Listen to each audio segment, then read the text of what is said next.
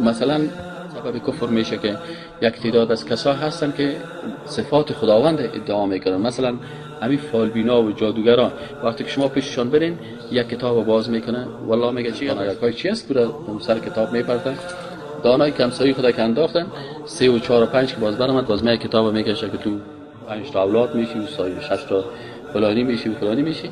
اینالیا در حقیقت می گپارا که میزنن چی است، یا ادعای علم غیب میکنن. از این خاطر میگه که همین ساحرا و فالبینا و جادوگرا و تعویذا که میتن اینیا اکثر از اینا ادعای علم غیب، مثلا میگه مالت گم شده من برات پیدا میکنم. خب تو از کجا پیدا میکنی؟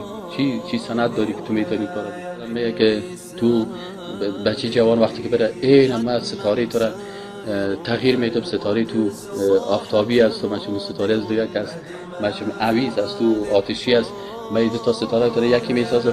همین که ستاره تو را من چی میدانم، من تقدیر تو را تغییر میدم.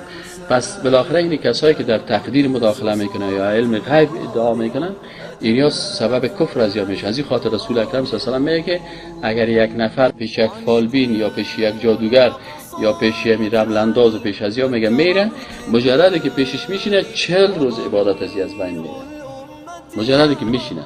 اما باز میگه اگر تصدیق کرد با آنچه که گفتم، میگه این کافر شده با قرآن. اگر یک نفر پیش این فالبین میره که تو فال مرا ببین، او برش میگه که تو صاحب 4 تا چوک میشی و 5 تا دختر میشی و ستاره تو از فلانی کنی، یا آمد پس گفت او ولی کل گپای اجراست که این با قرآن کافر شده. چرا؟ به خاطر اینکه در قرآن میگه که عالم غیب الله هست و این ادعای چی کرد؟ علم غیب کرد و این تصدیق. نور در جهان رسیده، گل به بست